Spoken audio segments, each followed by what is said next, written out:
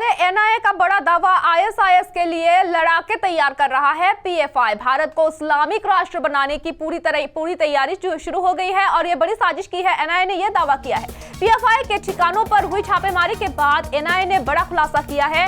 NIA ने यह दावा किया है कि पीएफआई मुस्लिम युवाओं को लश्कर और आईएसआईएस के जैसे आतंकी संगठनों में भर्ती कराने की बड़ी साजिश रच रहे हैं। और हाल ही में कई राज्यों में popular front of India PFI के ठिकानों पर हुई छापेमारी के बाद कई खुलासे हुए। एनआईए ने रेड के बाद ये दावा किया कि पीएफआई युवाओं को आतंकवादी संगठन लश्कर, आईसिस और अलकायदा में शामिल होने के लिए प्रोत्साहित किया जा रहा है। वहीं पर पीएफआई इसके लिए देश भर के मुस्लिम युवाओं को टारगेट करता है और इसके बाद उनका ब्रेन वॉश करके उनको आतंकी संगठन में शामिल होने के लिए ट्रेनिंग भी दी जाती है।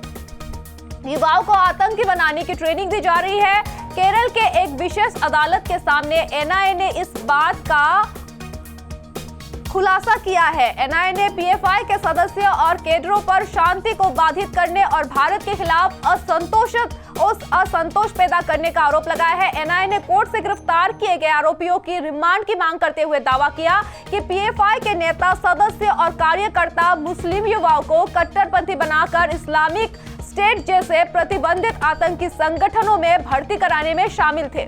भारत में इस्लामी शासन स्थापित करने की पूरी साजिश और इस मामले की जांच एनआईए की कोच ब्रांच कर रही है। एनआईए ने कोच्चि के विशेष अदालत के सामने आरोप कर माना।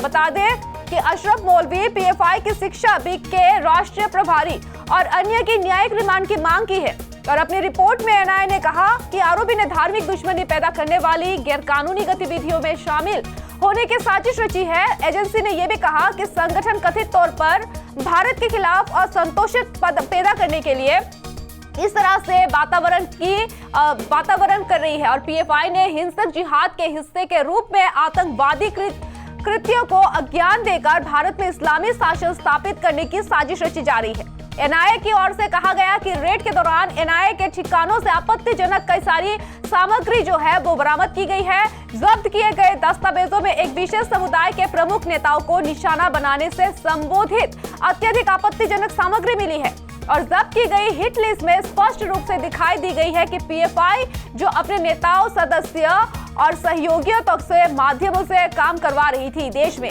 समुदाय के बीच अशांति फैलाने की कोशिश की जा रही थी। और आपको बता दें कि गुरुवार को एनआईए, ईडी और कुछ राज्य की पुलिस के जरिए पीएफआई के 93 लोकेशन पर छापे डाले गए और जिसमें पीएफआई के कुल 106 लोगों को गिरफ्तार किया गया था।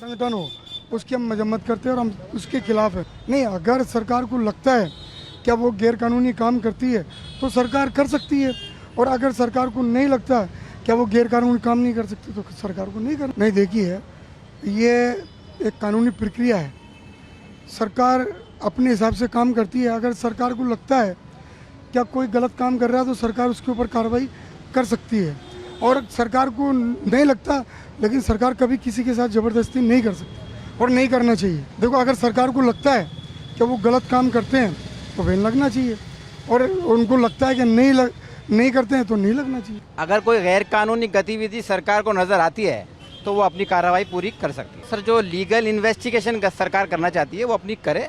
अगर कोई माइनस पॉइंट नज़र आता है तो वो